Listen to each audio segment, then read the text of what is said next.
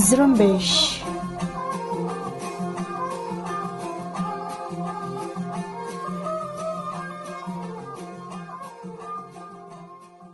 یہ ریڈیو زرمبش اردو کی آواز ہے. آج 1 فروری پیر کا دن اور سال 2021 ہے اور میں ہوں آپ کا میزبان دوستین مراد بلوچ. ریڈیو زرمبش کے آج کی نیوز بلیٹن میں بلوچستان سمیت علاقائی اور عالمی خبریں شامل ہوں گے. آئیے آج بلوچستان سے متعلق خبریں سنتے ہیں.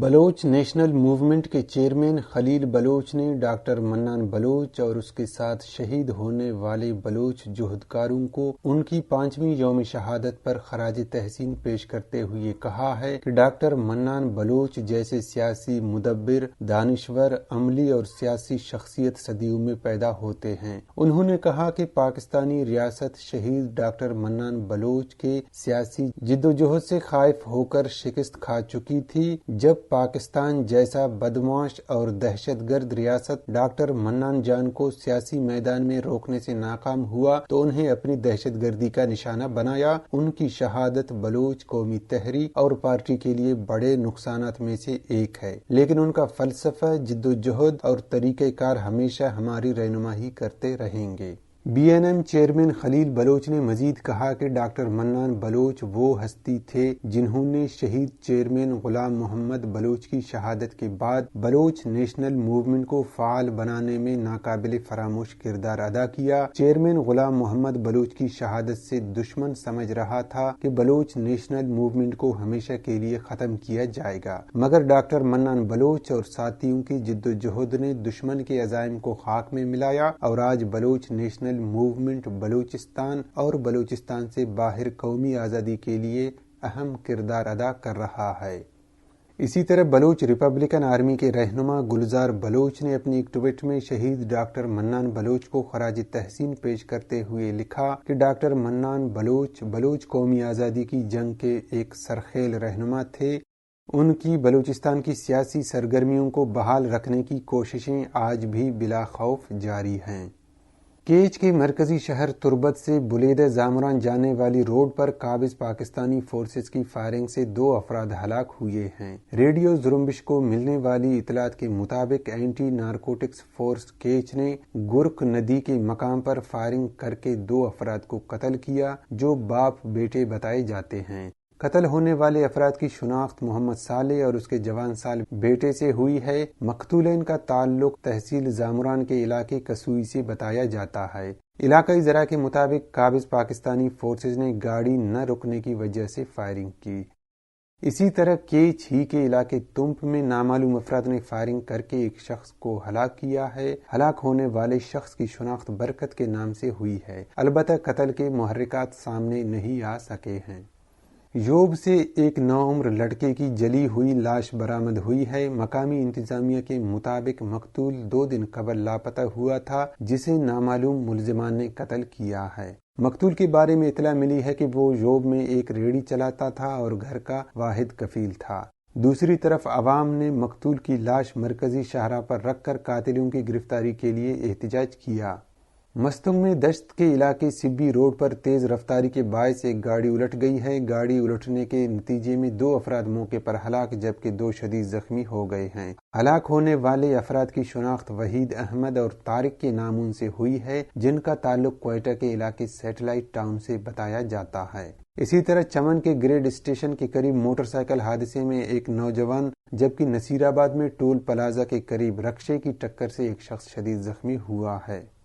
بلوچستان سے قابض پاکستانی فورسز کے ہاتھوں جبری طور پر لاپتہ 6 افراد بازیاب ہو گئے ہیں. ریڈیو زرمبش کو ملنے والی اطلاعات کے مطابق بازیاب ہونے والوں میں رب نواز لانگو بھی شامل ہے. رب نواز لانگو کو 13 جنوری 2013 کو قابض پاکستانی فورسز نے منگچر کے خل کے مجید شہید میں ایک جارحیت کے دوران اغوا کر کے لاپتہ کیا تھا. بازیاب ہونے والے دیگر 5 افراد کا تعلق ڈیرہ بگٹی سے ہے جن میں 2 سال سے لاپتہ عبدالستار بگٹی، 2.5 سال سے لاپتہ ناڑی بگٹی اور 3 سالوں سے لاپتہ گنڈیا بگٹی، خاوند بخش بگٹی اور وشوکی پیش بور بگٹی شامل ہیں۔ Voice for Baloch missing persons نے مذکورہ افراد کی بازیابی کی تصدیق کی ہے۔ دوسری طرف محکمہ داخلہ بلوچستان نے اعلان کیا ہے کہ لاپتہ افراد کی بازیابی کے لیے قائم ریاستی کمیشن 8 فروری سے بلوچستان کے دارالحکومت کوئٹہ میں لاپتہ افراد کے کیسز کی سماعت کرے گی۔ کمیشن کی سربراہی بلوچستان ہائی کورٹ کے ریٹائرڈ جج جسٹس فضل الرحمان کریں گے۔ محکمہ داخلہ بلوچستان کے مطابق کمیشن کی سماعت 13 فروری تک Sikandar Jamali hall, Balochistan civil secretariat Quetta میں ہوگی۔ بلوچستان بھر میں بلوچ ریپبلکن پارٹی کی سربراہ براہمدق بگٹی کی ہمشیرہ گودی زامر بگٹی اور ان کی بچی شہید جانا کی 9ویں برسی منائی گئی۔ اس موقع پر سبی، نصیر آباد اور ڈیرہ بگٹی سمیت مختلف علاقوں میں تعزیتی ریفرنسز کا انعقاد کیا گیا اور قرآن خوانی کر کے شہداء کے ایصال ثواب کے لیے دعائیں کی گئی اور لنگر بھی تقسیم کی گئی۔ واضح رہے شہید گودی زامر بگٹی اور ان کی معصوم بچی کو ان کے ڈرائیور کے ہمراہ کراچی میں گزری پل کے قریب 31 جنوری 2012 کو قابض پاکستان کے خفیہ اداروں کے اہلکاروں نے فائرنگ کر کے شہید کیا تھا۔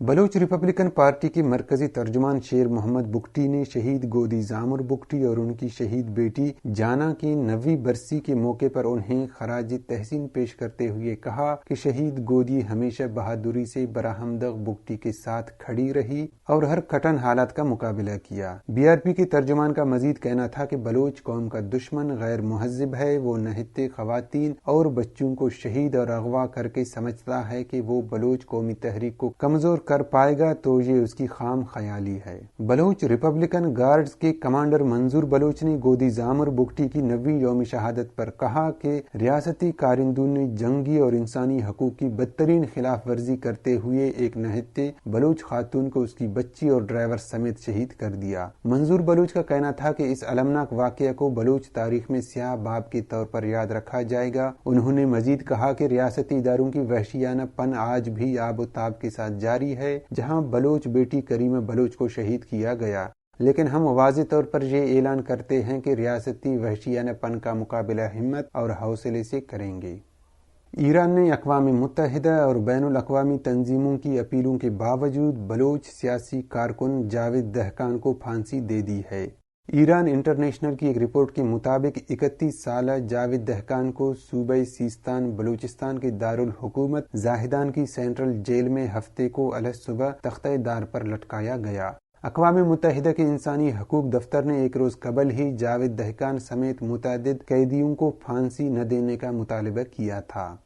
دوسری طرف انسانی حقوق کی تنظیم بلوچ ہیومن رائٹس کونسل نے اپنی ایک ٹویٹ میں ایرانی حکومت کے ہاتھوں بلوچ سیاسی و سماجی کارکنوں کو پھانسی دینے کے عمل کی پرزور مذمت کی۔ BHRC کے مطابق محض گزشتہ 5 ہفتوں کے دوران ایران نے انصاف اور قانونی تقاضوں کو پورا کیے بغیر 21 بلوچ کارکنوں کو پھانسی دی ہے اور ہفتے کو 31 سالہ بلوچ جاوید دہقان کو کئی عرصہ غیر قانونی قید میں رکھتے ہوئے تشدد کا نشانہ بنانے کے بعد پھانسی دی گئی۔ انہوں نے مطالبہ کیا کہ عالمی برادری ایران کو روکنے کے لیے مشترکہ طور پر سنجیدہ انداز میں جواب دے۔ نیشنل پارٹی کی مرکزی خواتین سیکریٹری یاسمین لہڑی نے نیشنل پریس کلب اسلام آباد میں خیر النساء اور اس کی فیملی کی جانب سے لگائی گئی احتجاجی کیمپ کا دورہ کیا۔ اس موقع پر انہوں نے کہا کہ امداد حسین اور اس کی بیٹی خیر النساء پر ہونے والا ظلم ناقابل برداشت اور افسوسناک ہے، اور بلوچ معاشرے میں خواتین کو یوں اس طرح 1 سال تک قید میں رکھنا ہمارے ثقافتی آداب کے بالکل برعکس اور انسانی حقوق کی خلاف ورزی ہے۔ اس موقع پر ہیومن رائٹس کے کارکن بھی موجود تھے، جنہوں نے کہا کہ HRCP متاثرین کا ضرور ساتھ دے گی اور ان کی آواز بنے گی، جبکہ یاسمین لہڑی نے کہا کہ نیشنل پارٹی طبقاتی جدوجہد کی پیروی کرتے ہوئے اس ظلم کے خلاف اپنی آواز ضرور بلند کرے گی۔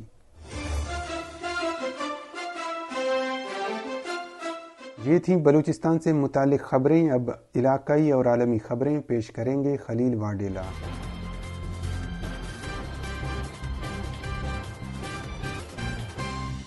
بندوبست پاکستان خیبر پختونخوا کے مرکزی شہر پشاور میں محکمہ انسداد دہشت گردی کے انسپکٹر کو فائرنگ کر کے قتل کر دیا گیا ہے۔ فائرنگ کے واقعے میں 2 اہلکار زخمی بھی ہوئے ہیں۔ پشاور پولیس نے کہا ہے کہ انسپکٹر خوشدل خان پر 2 افراد نے کلاشن کوپ اور پستول سے حملہ کیا۔ پشاور کے CCPO نے کہا ہے کہ فی الحال حملہ آوروں کے بارے میں معلوم نہ ہو سکا ہے۔ پاکستان ڈیموکریٹک موومنٹ اور جمعیت علماء اسلام کے سربراہ مولانا فضل الرحمان نے ایک پریس کانفرنس میں کہا ہے کہ ان کی جنگ حکومت کے ساتھ ہے، اسٹیبلشمنٹ کے ساتھ نہیں۔ انہوں نے کہا کہ اسٹیبلشمنٹ سے ہمیں گلے شکوے ہیں اور شکایت اپنوں سے ہی ہوتی ہے، لیکن ریاستی اداروں کے ساتھ ہماری سوچ کا احترام کیا جائے اور اسٹیبلشمنٹ سیاسی جماعتوں کو توڑنا چھوڑ دے۔ انہوں نے کہا کہ ہمیں ایک قوم بن کر اس ملک کو بچانا ہے، اور اگر یہ موجودہ حکومت رہتی ہے تو ملک کی بقا کی کوئی ضمانت نہیں دی جا سکتی۔ سینٹ انتخابات میں پی ڈی ایم میں شریک جماعتوں کی بتدریج شرکت کے حوالے سے سوال پر مولانا فضل الرحمان کا کہنا تھا کہ ابتدا میں اس حوالے سے ایک سوچ تھی کہ اگر استعفے آ جاتے ہیں اور سندھ اسمبلی ٹوٹ جاتی ہے تو پھر انتخابی حلقہ ختم ہو جاتا ہے اور سینٹ کے الیکشن نہیں ہو سکیں گے۔ بعد میں پیپلز پارٹی، مسلم لیگ نون اور جمعیت علماء اسلام سے وابستہ آئینی ماہرین نے اس پر رائے دی کہ ایک اسمبلی کی تحلیل سے الیکٹورل کالج تحلیل نہیں ہوا کرتا اور الیکشن پھر بھی ہوں گے، تو ہمیں فوری طور پر اپنی حکمت عملی تبدیل کرنی پڑی۔ اس حوالے سے ضمنی الیکشن میں بھی حصہ لینے کا فیصلہ کیا اور سینٹ الیکشن میں بھی حصہ لینے کا فیصلہ کیا ہے۔ اگر ہم ایسا نہیں کریں گے تو سینٹ بھی ان نااہلوں سے بھر جائے گا۔ پاکستان کے فیڈرل انویسٹیگیشن ایجنسی ایف آئی اے نے کمرشل پائلٹ کے مشکوک لائسنسوں کی تحقیقات مکمل کر کے 40 پائلٹوں، سول ایوی ایشن اتھارٹی لائسنس برانچ کے 8 عہدیداروں اور ایک نجی شخص کے خلاف 3 مقدمات درج کر کے 6 افراد کو مبینہ طور پر مشکوک پائلٹ لائسنس اسکینڈل میں ملوث ہونے پر گرفتار کر لیا ہے۔ گرفتار ہونے والوں میں ایک پائلٹ اور سی اے اے کے لائسنس برانچ کے 5 اہلکار شامل ہیں۔ افغانستان کے صوبہ ننگرہار میں ایک فوجی اڈے پر کیے گئے خودکش کار بم حملے کے نتیجے میں کم از کم 14 افغان فوجی مارے گئے ہیں۔ ننگرہار کی صوبائی کونسل کے ایک رکن اجمل عمر نے جرمن خبر رساں ادارے ڈی پی اے کو بتایا کہ ضلع شیرزاد میں ہونے والے اس خودکش حملے میں 4 دیگر فوجی زخمی بھی ہوئے۔ اجمل عمر کے بقول حملہ آور دھماکہ خیز مواد سے لدی ایک گاڑی پر سوار تھا۔ افغان طالبان کے ترجمان ذبیح اللہ مجاہد نے خودکش حملے کی ذمہ داری قبول کرتے ہوئے کہا ہے کہ اس کار بم دھماکے میں مجموعی طور پر 50 افغان فوجی ہلاک اور زخمی ہوئے۔ اسپین میں ذرائع ابلاغ نے بتایا ہے کہ پولیس نے ایک ایرانی سفارتکار محمد علی سبحانی کے بیٹے ساشا سبحانی کو انسانی اسمگلنگ اور منی لانڈرنگ کے الزام میں گرفتار کیا ہے۔ مقامی ذرائع ابلاغ کے مطابق ساشا سبحانی کا شمار ایران کے منچلے نوجوانوں میں ہوتا ہے جو اپنے لباس اور حرکتوں کی وجہ سے متنازع رہا ہے۔ اسے ایران میں انسٹاگرام اسٹار بھی کہا جاتا ہے۔ اسپانوی اخبار ایل مونڈو کے مطابق سبحانی کو گرفتاری کے بعد ضمانت پر رہا کیا گیا ہے، مگر آنے والے ہفتوں میں اس پر عائد الزامات کی تحقیقات جاری رہیں گی۔ شام کے شمالی شہر عفرین کے صنعتی زون میں کار بم دھماکے کے نتیجے میں 2 بچوں سمیت 6 افراد ہلاک ہو گئے۔ عرب میڈیا کی رپورٹ کے مطابق دھماکے میں 13 افراد زخمی بھی ہوئے، جن میں متعدد کی حالت تشویشناک ہے۔ دھماکے سے متعدد مکانات، دکانوں اور گاڑیوں کو نقصان پہنچا ہے۔ دوسری طرف شام ہی کے مشرقی گورنری دیر الزور میں ایران کے زیر کنٹرول علاقے البو کمال میں العباس کے مقام پر زوردار دھماکوں کی اطلاعات سامنے آئی ہیں۔ سرین آبزرویٹوری نے اس حوالے سے کہا ہے کہ جس علاقے میں بم دھماکوں کی اطلاعات ملی ہیں وہاں پر ایرانی حمایت یافتہ ملیشیا کی بڑی تعداد موجود ہے، تاہم دھماکوں کی نوعیت اور حقیقت سامنے نہیں آئی ہے۔ متحدہ عرب امارات میں حکام نے نئی قانونی اصلاحات کا اعلان کیا ہے جن کے تحت اب غیر ملکی افراد کو بھی اماراتی شہریت مل سکے گی۔ اس حوالے سے متحدہ عرب امارات کے نائب صدر اور دبئی کے حکمران محمد بن راشد المخدوم نے ٹویٹر پر اپنے پیغام میں اعلان کیا کہ سرمایہ کار، خاص ہنر رکھنے والے افراد اور پیشہ ور لوگوں کو اماراتی شہریت دی جا سکے گی۔ محمد بن راشد المخدوم نے مزید وضاحت کرتے ہوئے کہا کہ ان میں سائنسدان، ڈاکٹر، انجینئر، فنکار اور ان کے خاندان شامل ہوں گے۔ یورپی یونین نے سخت عالمی تنقید کے بعد ویکسین کی برآمدگی روکنے کا فیصلہ واپس لے لیا ہے۔ یورپی یونین نے ویکسین کی قلت کے پیش نظر اس کی برآمد روکنے کا فیصلہ کیا گیا تھا اور اپنے ملکوں میں ایسٹرازینیکا ویکسین کی عدم دستیابی پر کہا تھا کہ ٹیکوں کی شمالی آئرلینڈ برآمدگی محدود کیا جائے گا تاکہ پہلے ویکسین اپنے لوگوں کو لگائی جا سکے۔ یورپی یونین کے اس موقع پر برطانیہ اور آئرلینڈ کی حکومتوں نے ایسے کسی اقدام کو تازہ طے پانے والے بریگزٹ معاہدے کے برخلاف قرار دیا۔ اسی کے ساتھ ہی آج کے نیوز بلیٹن کا اختتام ہوتا ہے۔ دوست مراد بلوچ کو اجازت دیجیے اور مزید خبروں کے لیے وزٹ کرتے رہیے ہماری ویب سائٹ زرنبش.com کو۔